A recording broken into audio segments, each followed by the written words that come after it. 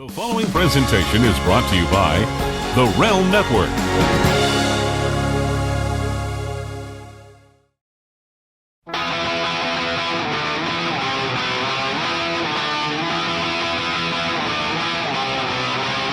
Welcome back to the BDE on the Realm Network. I'm Bill DeMott. I get the occasion to have return guests. And I love when I get to sit and talk to certain people. And I had a chance to speak to my guest who's coming up here in a minute at the very tail end of last year. So just a couple months ago, we were talking about Ripley's Believe It or Not and eye-popping oddities. And my guest was Edward Meyer. So who better to bring back as we in the month of February, and we're talking about President's Day, than my friend Edward Meyer. Mr. Meyer, welcome back to the BDE. Well, thanks for having us back on, Bill, and please call me Edward. Okay, but, yes, sir. How privileged am I to come on twice in a couple of months? And, you know, what you did for us with the eye-popping oddities was a big seller during December, so I appreciate your efforts to help us out, promote, and a couple of months later, we've always got something going on at Ripleys, and right now we're involved in a baseball show at the Louisville Slugger Museum in Louisville, Kentucky that I'd like to talk a little bit about. Yes, sir. And coming up real soon is President's Day, which is something, you know, Ripley himself was a big patriot. Our cartoon, you know, which is 98 years on this year, is presidential stuff that the average person doesn't know. And, you know, first and foremost, Ripley was a teacher. You know, he wanted to educate people. You know, some of it is hardcore history, some of it is trivia. You know, wherever he could, every year, President's Day, there was a cartoon about presidents so that somebody would get a little bit of information they didn't know last year. And then, so I think that's the fascinating part is not only is this just a company, to everyone who thinks it's just a company who puts out like weird and odd stuff. You just said Mr. Ripley was a teacher, and some of these things pertain to history, and you have historical stories and documents and things like that. So if you could tell us briefly how the presidents tie into the Louisville exhibition. Well, two different pieces. You know, first of all, I should say that, you know, I may have mentioned it the last time I was on air. I'm a Canadian. For me, but Abraham Lincoln is definitely my favorite president, and popular demand shows that George Washington's everybody else's absolute favorite. So a lot of the Ripley stuff we have is concerning those two presidents. They're the number one and two. You can flip the order if you like. But in Louisville, we've got about 120 exhibits in total, 2 galleries. One will be very traditional sort of Ripley-esque items, but the big gallery will all be somehow related to baseball.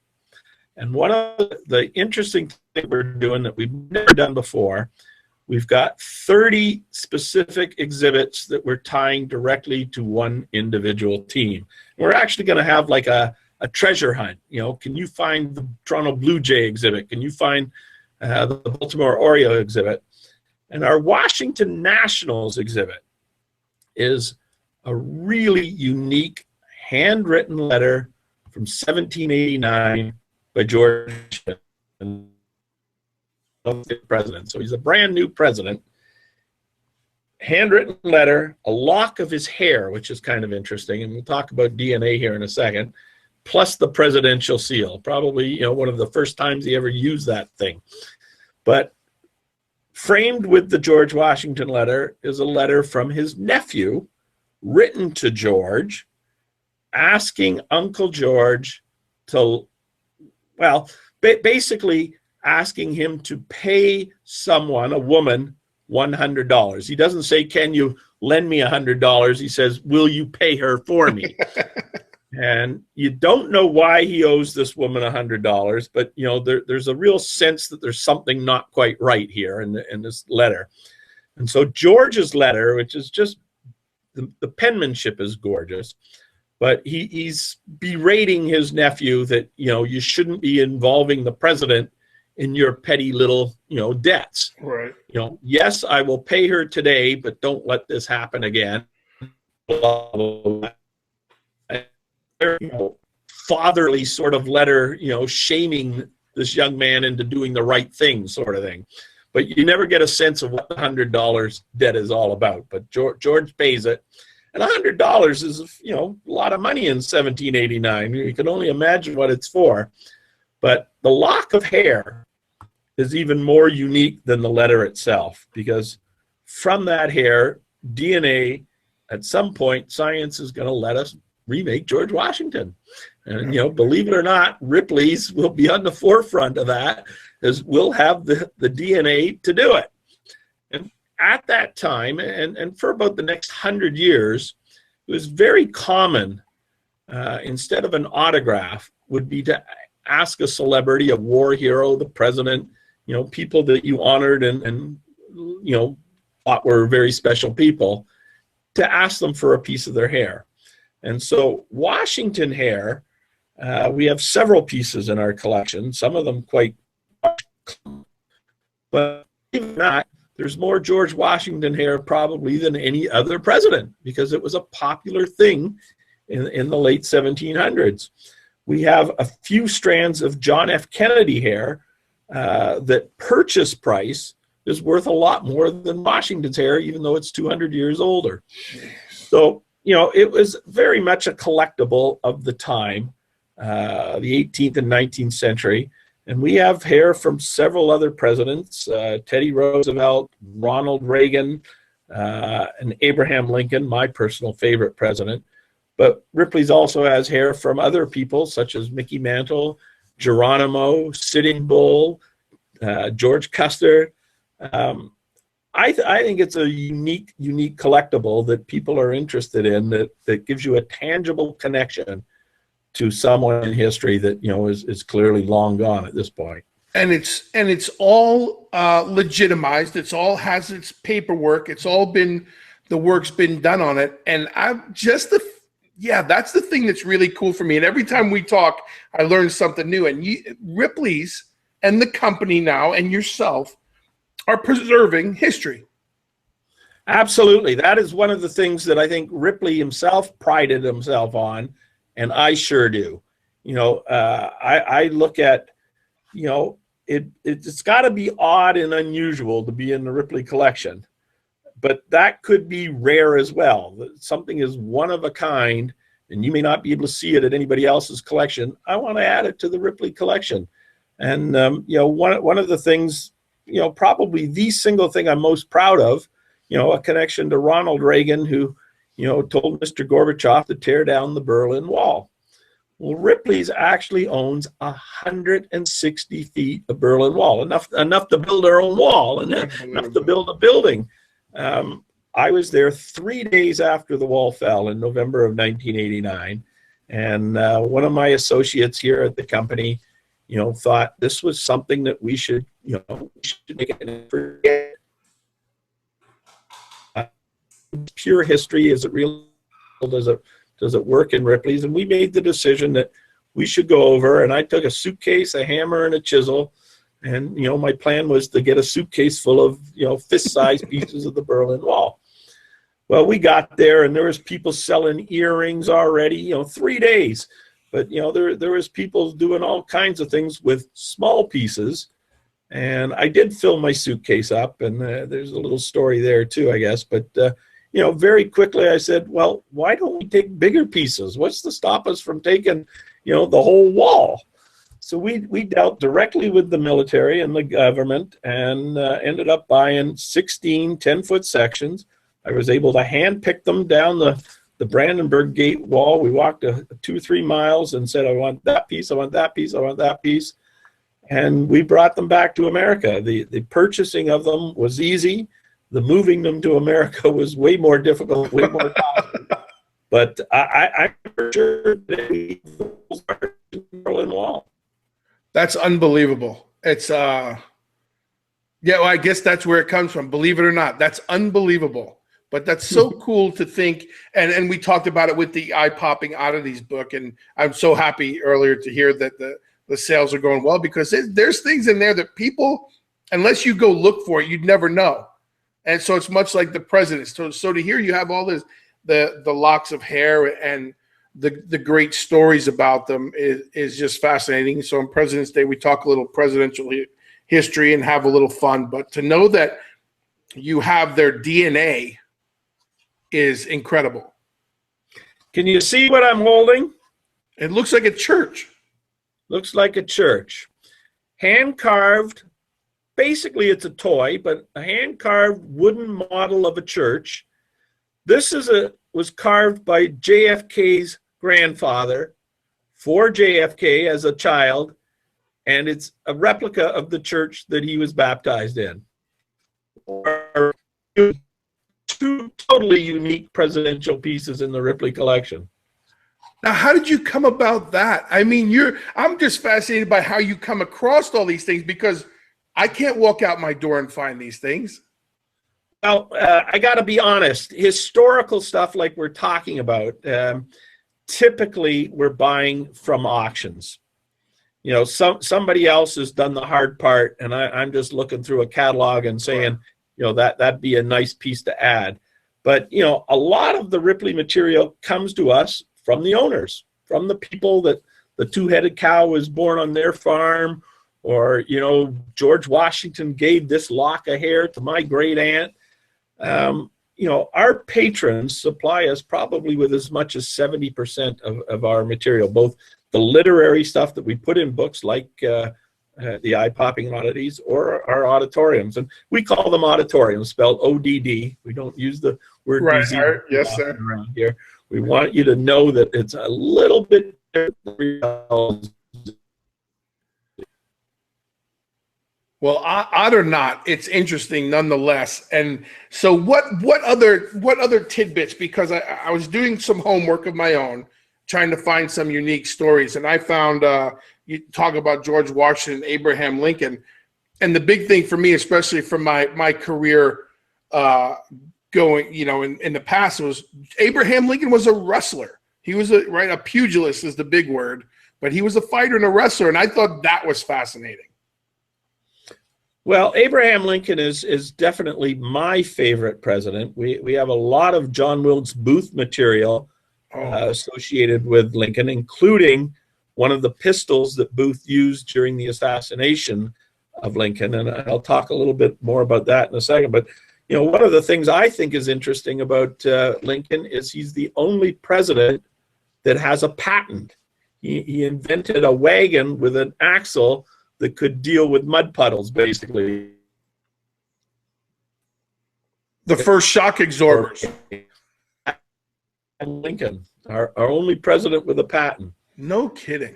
Now, in our Louisville slaughter, Abraham carved, etched into the hood of a Lincoln car. It's based on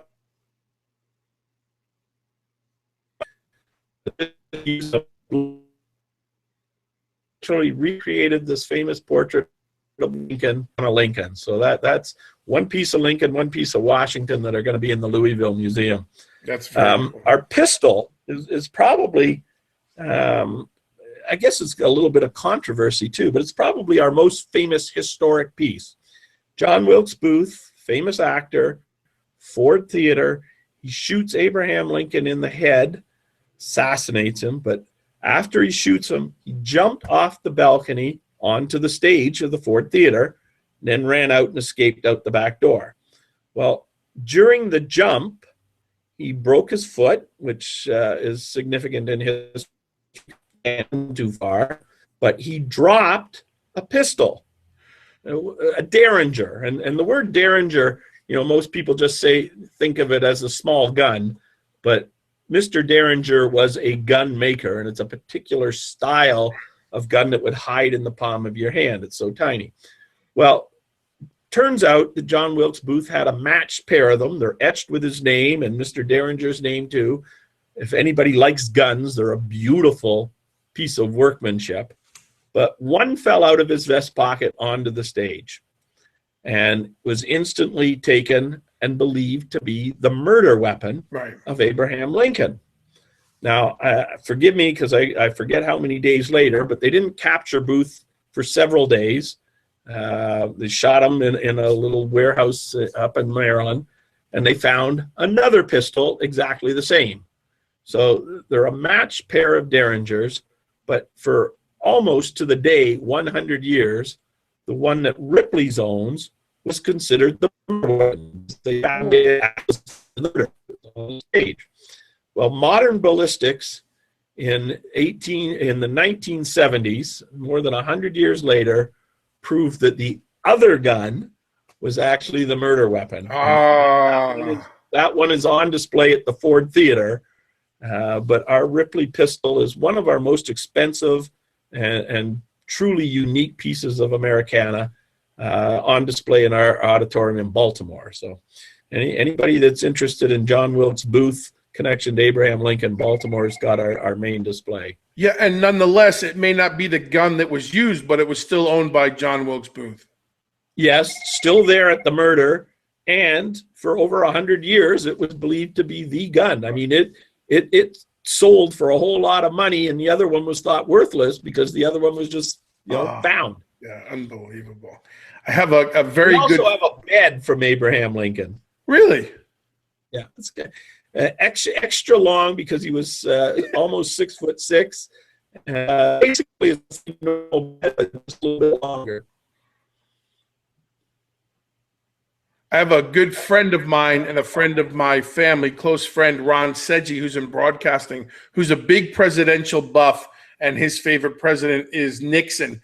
And going through Ron's house at the time, and you can see that one on the YouTube channel, he just, everything Nixon, and his one whole side of his mansion is dedicated to the Oval Office, and he has a lot of unique pieces towards presidents, but he's a big Nixon fan.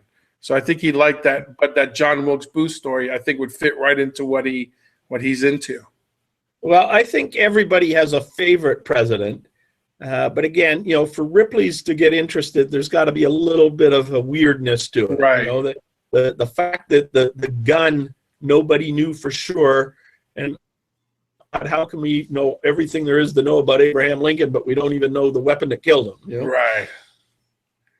That's amazing. So, and you and I were talking off the air, and we talked about it. But I know you have a story about George Washington and his speech. Well, I've got a few stories here. If you want me just to go through a couple of these, are taken directly from our Ripley's Believe It or Not cartoons. And in 1976 for the bicentennial, we actually did a book of Ripley's Americana. So some of these are back from there. But George Washington was the first millionaire, but he had to borrow money in order to go to his inauguration. Then at his inauguration, he only spoke for 90 seconds, 183 words. And this is because, and most people have heard this, George had false teeth. Right. And he had a set made from wood and a set made from elk antlers. Well, his wooden set had a broken tooth that was causing him to slur his words and whistle. So he cut the speech short because he was embarrassing himself. But 183 words, probably, that's a paragraph longer. Back to today's television speeches that go on for an hour and a half. Right. George meant business from the very first, get in and get out.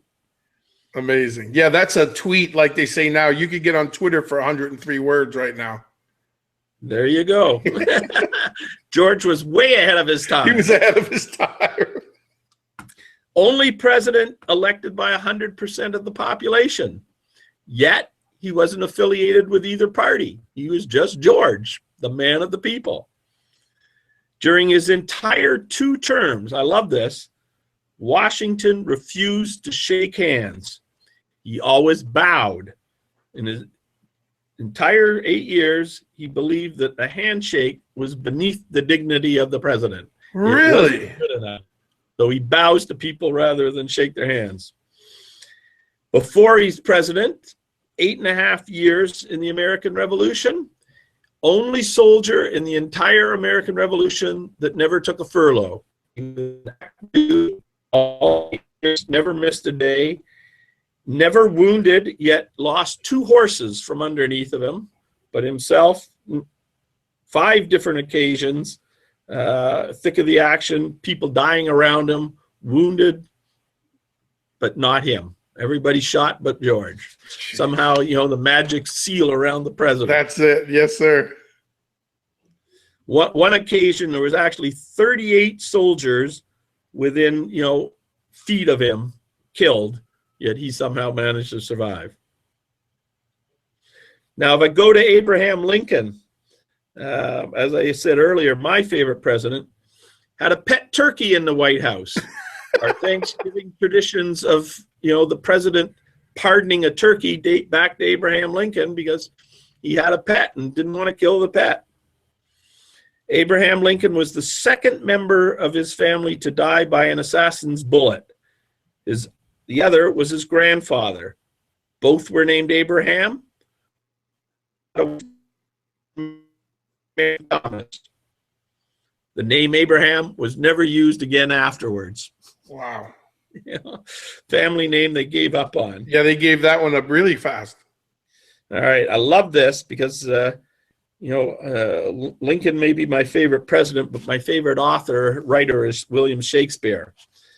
Lincoln's printed speeches and writings total 1,078,365 words. Whoa.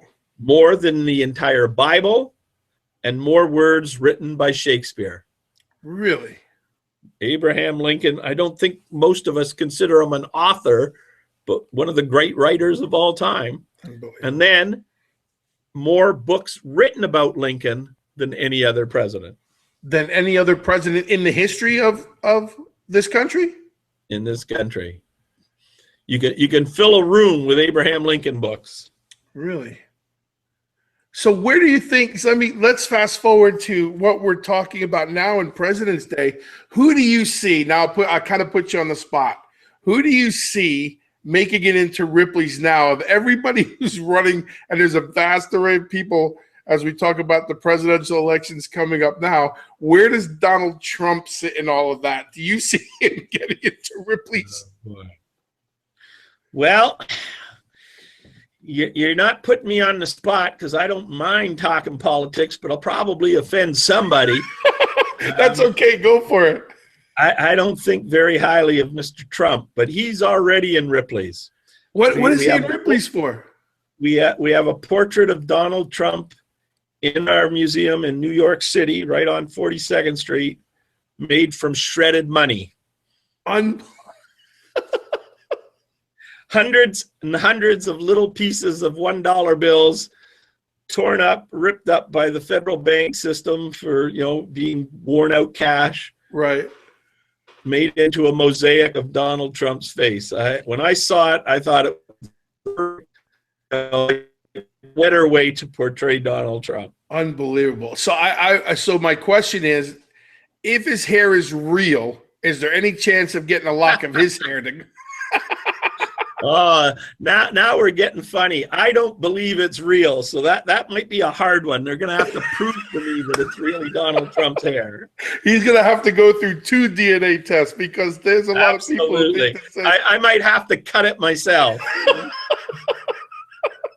That's tremendous. That's tremendous. That's it. That made my whole day. That conversation right there. But the fact that he's already in Ripley's just blows not me what away. I expected to talk about today, but we're all presidents, so I guess we need to deal with today as well as the past. Oh, that's great. Now, I also know from what we spoke, you have some Ronald Reagan in the exhibits as well. Well, my favorite Reagan thing is in my office. A tiny little box.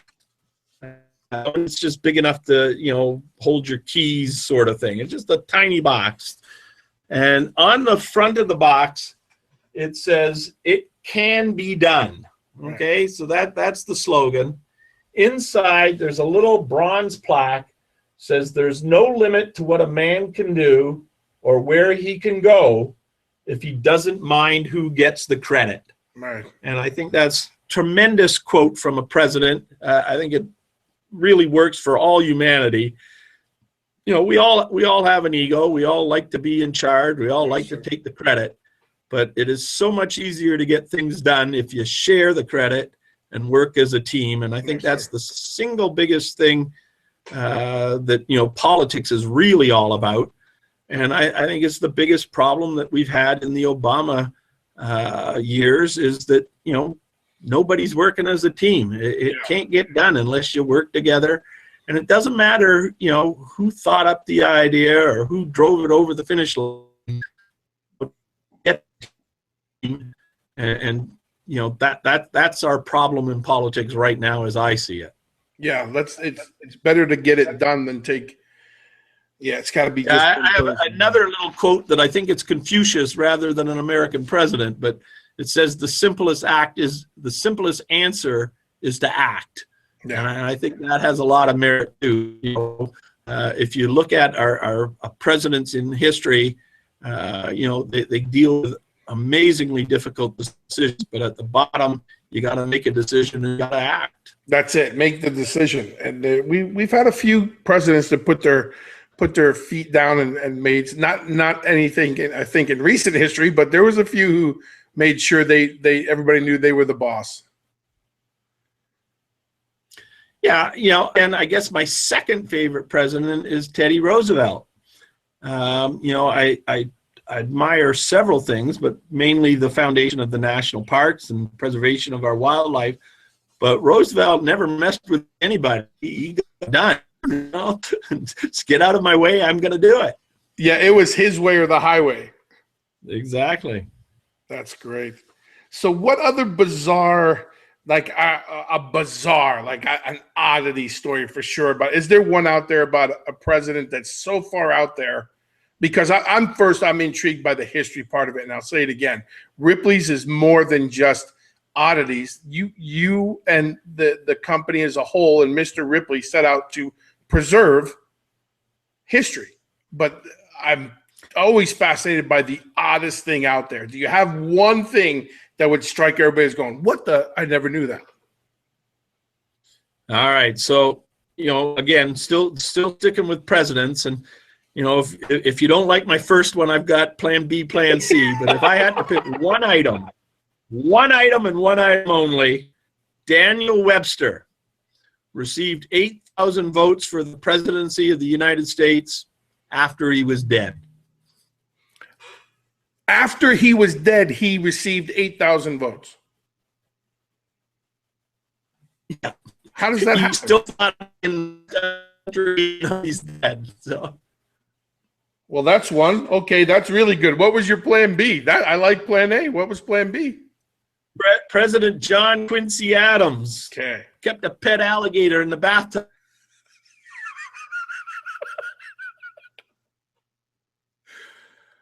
Lincoln keeps the turkey, and John Quincy Adams keeps an alligator in the bathtub. Well, that's got to be boring for our day and age and these kids because all they see is the president with dogs.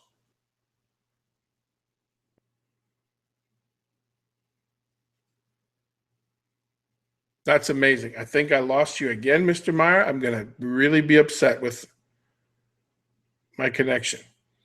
So we have Abraham Lincoln with a turkey in the White House, John Quincy Adams with an alligator in the bathtub, and all we got now is presidents who buy dogs and let them run around. Hello. Yes, sir. Are you there? I kind of got you. I think I lost you again. Oh, my goodness. I lost you again. I think this is part of the Ripleys magic. There he is. Part of the Ripleys. There he is. I kind of hear him. He's coming back. I think we upset the presidents of old, and they're making the internet not work. Mr. Meyer, are you there?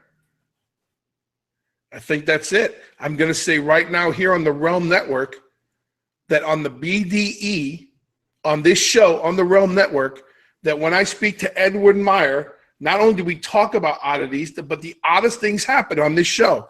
Mr. Meyer has the greatest stories, in my opinion, and I really love the fact that he promotes Ripleys as historians, not just oddities, but the fact that they take the things given throughout history, and it's got to be odd to get their attention. But we talked about the guns owned by John Wilkes Booth. We've talked about stories about Abraham Lincoln and George Washington, and just always an honor to have Mr. Meyer here on the show. I'm sure we will catch up with him again, and I'm going to bet now every time I talk to Mr. Meyer, we're going to have some kind of issue with our IT, but nonetheless, always the information's great. Go and check out the exhibit in Louisville. You can go to Louisville. It'll be there until next year.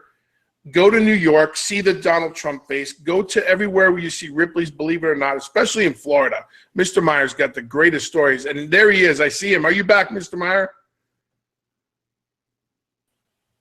Nope, I lost him. You keep breaking up. I can see you, Bill. But there he is. I hear him, but I don't see him. And to me, this is the best part about the Bill DeMott experience. You never know what's going to happen. Come through. And there he is. And again, so I'm going to thank Mr. Edward Meyer, and I thank Ripley's as always. I always support everything they do. Go out and get that eye-popping Oddities. We talked about it late last year. It's still available. Just Ripley's in general. Go to the, I say expeditions all the time, exhibitions. And there he is. Mr. Meyer, do I have you? I kind of have you. Hear me? There he is. Can you hear me again? There he is. I hear you. Yes, sir. It seems, Bill, literally when you turn your head to the far left. That's the fun. It's so funny. Or something. I love that. I'm so grateful Mr. Meyer has a sense of humor, and I do. This is an oddity. This show has become one of Ripley's oddities because we can't keep the stream going. I'm off before. I lost him again. We break team. Oh my goodness. For everyone on the Realm Network, if you're on iTunes right now and you can't see my face, Bill and Edward, we're meant to. Yes, I can hear Mr. Meyer, but you guys can't hear him. We are just not meant to do a full scan show, and I think it's because we have the oddities around us. I'm gonna go into Ripley's book. I think if we can get this done 2 more times, we'll break up every time. But then I will go on to Ripley's as the podcast that never was. I'm going to make that book one way or the other. So again, I'm going to leave it at that, and I'm going to talk to Mr. Meyer off the air, and I'm going to thank him so much. We left it with alligators, turkeys, guns, Donald Trump already in Ripley's. We talk about President's Day, so we shoot this one out there to everybody out there in the democracy for the Bill DeMott experience on the Realm Network, on iTunes. Catch up to us. Follow everything we're doing. Remember, for $2.95 a month with promo code BDE16, you can get this show and all these shows for $2.95 a month. Again, thank you to my special guest, Edward Meyer from Ripley's, believe it or not. I'm sure we'll be catching up with him again, and we should have talked about Groundhog's Day in February, but we talked about President's Day and all the things that are going on. So I thank you to Edward Meyer. I thank you to Ripley's. I'm Bill DeMott. This is the Bill DeMott Experience. Do what you say what you mean what you do. I'm out. Visit VinceRussoBrand.com to sign up for exclusive VIP content. You get over 20 new video shows monthly, including Vixens Who Rule and The Swerve, where Vince Russo interviews stars in wrestling and beyond. Listen to Vince and Jeff Lane discuss weekly news and rumor and review Attitude Era Raws. Also, watch the cult hit Bucket Full of Chicken next. Go to VinceRussoBrand.com and click the red subscribe button to join now.